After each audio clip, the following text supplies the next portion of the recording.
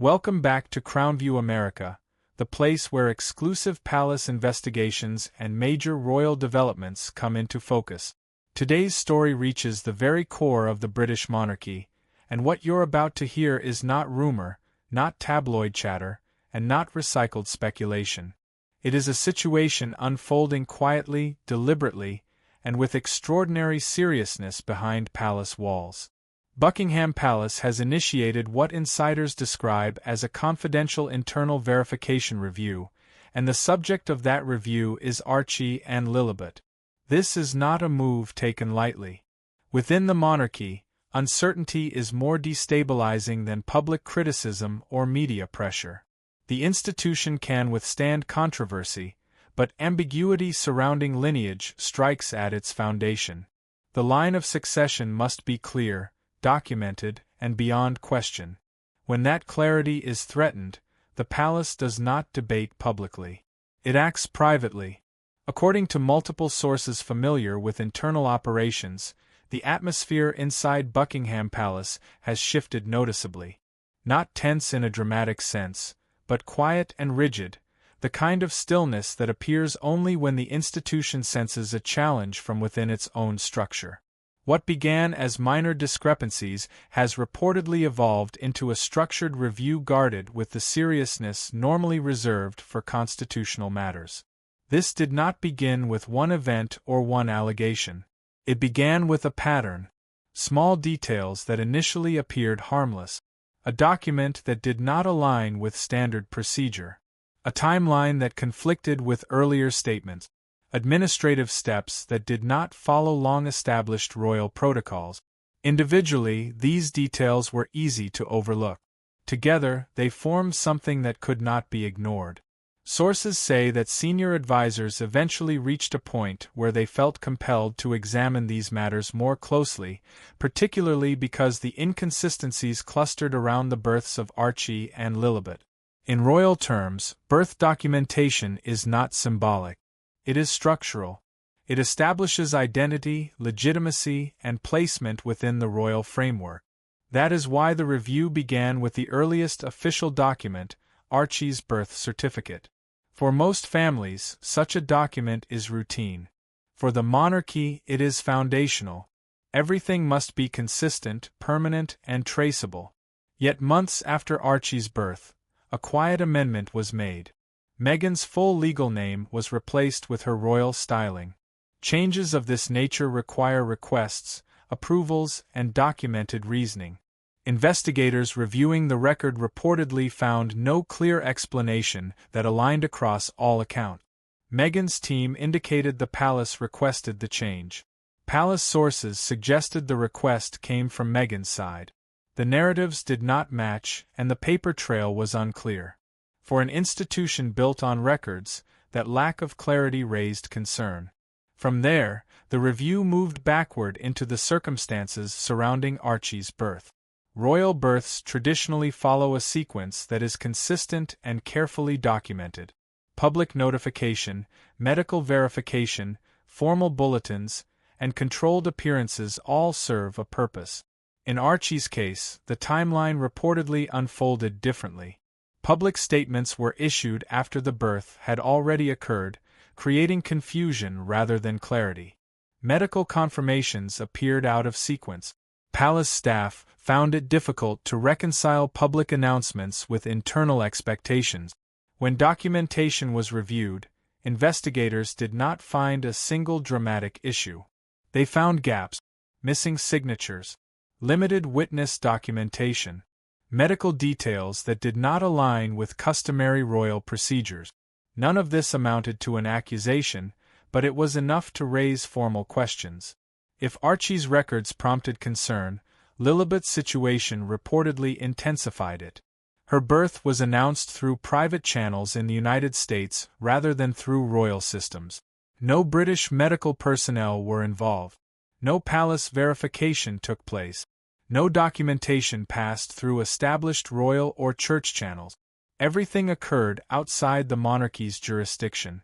When advisors attempted to reconstruct a timeline, they found large gaps. No official confirmation through royal medical processes. No supporting records logged within the institution. Even visual documentation raised questions due to inconsistencies over time. The palace, however, did not focus on public opinion. It focused on protocol, and protocol was absent. One detail reportedly stood out to investigators as particularly unusual. The medical professional associated with the delivery closed her practice shortly after the birth, leaving no additional verification available through standard channels. When combined with the lack of royal documentation, the situation left the palace without the confirmation it typically requires. From an institutional perspective, this created a problem not of intent, but of structure. Without verification, titles, status, and placement remain uncertain. The situation reportedly escalated further when advisors reviewed records related to Lilibet's christening. Royal christenings are not merely family occasions. They are formal events connected to the Church of England, which itself is constitutionally linked to the Crown. Even private ceremonies generate documentation. When church records were reviewed, sources say no official entry was found. No bishop's signature.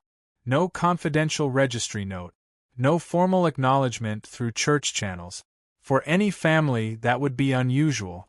For one connected to the monarchy, it created a constitutional concern. At this stage, the palace reportedly transitioned from informal review to structured investigation. A dedicated internal team was assembled including senior advisors, archivists, legal experts, and church liaisons. Their task was not to assign blame, but to reconstruct events. Every announcement, every document, every statement, every image was placed against the standards the monarchy has followed for generations. As the timeline took shape, the gaps became more apparent. Delayed paperwork, contradictory accounts, foreign events not verified through royal channels, ceremonial claims without institutional record, individually manageable, collectively significant. With the review ongoing, insiders say Buckingham Palace now faces several possible paths. One option is to quietly limit future recognition, allowing current titles to remain static without expansion or ceremonial reinforcement. Another is gradual reclassification, treating the children as private individuals without formal public declaration. The most serious option, legally available if verification standards are not met, would be formal removal of titles and recognition. This would not be announced dramatically. It would be administrative, procedural, and final. According to sources, this possibility is what causes the greatest concern for Harry and Meghan. Public narratives can evolve, but institutional decisions do not easily reverse. As the review continues, the palace remains silent. No statements, no briefings, just process. The monarchy's priority is not public reaction, but institutional continuity. When the Crown examines its own records this closely, it is not seeking controversy. It is safeguarding its structure. This is where matters stand today. A quiet investigation, conducted away from cameras, focused on documentation, verification, and precedent. The outcome has not yet been finalized, but the implications are significant. This is not about drama. It is about certainty. And when the monarchy confronts uncertainty, it moves carefully, deliberately, and without hesitation. You've been listening to Crown View America's exclusive coverage of Buckingham Palace's internal verification review involving Archie and Lilibet. This situation continues to develop, and we will follow every confirmed update as it emerges. Stay informed, stay attentive, and remember, when institutions built on centuries of tradition begin reviewing their own foundations, the consequences can reshape history itself. As the internal review continued, the palace reportedly became increasingly aware that this situation could not be managed through silence alone forever. While no public acknowledgement had been made, behind closed doors the implications were being discussed at the highest levels. The monarchy has survived wars, abdications, and global scrutiny, but it has always relied on one unbreakable principle: clarity. Clarity of record, clarity of process, clarity of lineage. When that clarity is disrupted, even unintentionally, the institution must respond. Sources indicate that what troubled advisors most was not any single unanswered question, but the accumulation of them. Each inconsistency reinforced the next, creating a chain that could not simply be dismissed as coincidence. Within palace circles, comparisons were quietly drawn to past moments in royal history where documentation became decisive. In every case, the crown relied not on emotion or family ties, but on verified records. That precedent guided the current review. Archivists were reportedly instructed to re-examine historical protocols to ensure modern decisions aligned with centuries of constitutional practice. This was not about rewriting rules. It was about applying them consistently. And consistency is where the Sussex situation appeared increasingly fragile. Insiders say that particular attention was paid to public messaging versus internal acknowledgement.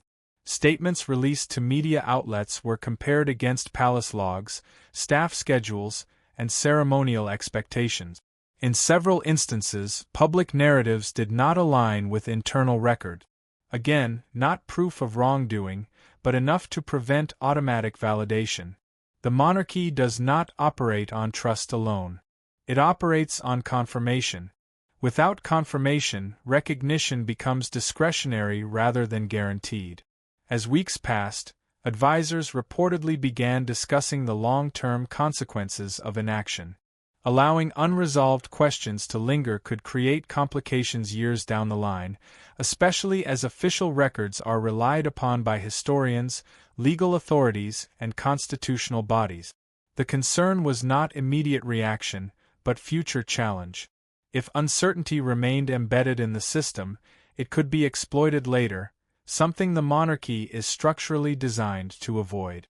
At the same time, palace officials were said to be acutely aware of the public sensitivity surrounding Harry and Meghan. Any action, even administrative, would inevitably be interpreted through a political or emotional lens.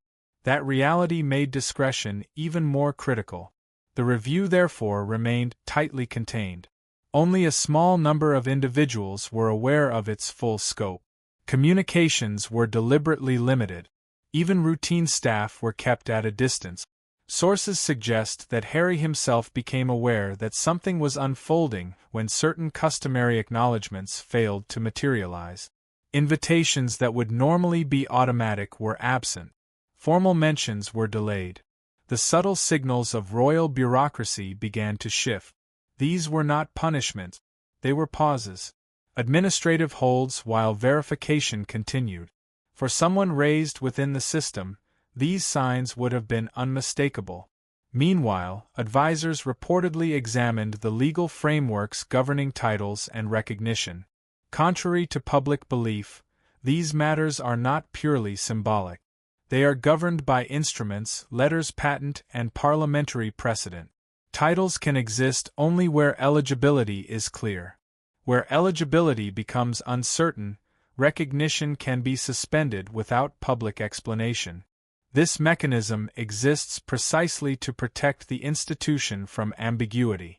As the review advanced, attention reportedly turned to future planning documents, succession lists, ceremonial projections, institutional archives. In several of these, annotations were added rather than confirmations. This distinction mattered.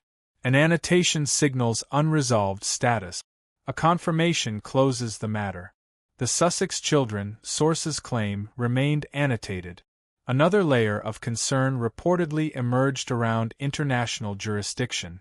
With one birth occurring outside the United Kingdom and outside royal oversight, advisors had to consider how much authority the Crown could reasonably assert without overreach. The conclusion, according to insiders, was that recognition requires participation in established processes.